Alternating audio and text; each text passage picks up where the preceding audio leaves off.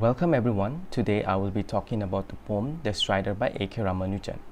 The strider is a water insect that has 6 legs and it is found near the river waters that floats on the surface of the water. So let us read the poem and try to understand the summary of the poem. And search for certain thin-stemmed, bubble-eyed water bugs. See them perch on dry capillary legs, weightless, on the ripple skin of a stream. So in the first few lines, the poet is telling the readers to look out for this kind of water bugs that has the physical features of thin-stemmed and bubble-eyed.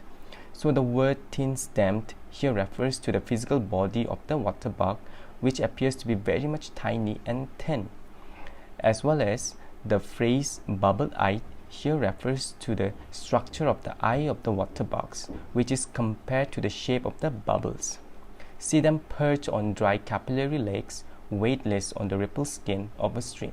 So in the first few lines, the poet is describing the very anatomy of the water bugs. So this water bug perch or rests on dry capillary legs. So basically, the water strider has a dry capillary legs and they rest on the surface of the water without drowning, because the water bug is weightless and it does not contain enough mass or weight, and hence it can float on the surface of the water without drowning. And the poet also uses a metaphor to describe the ripples of the water to the skin. The ripples is as thin as a skin. So let us look at the other lines of the poem. Not only prophets walk on water, this bug sits on a landslide of lights and drowns eye into its tiny strip of sky.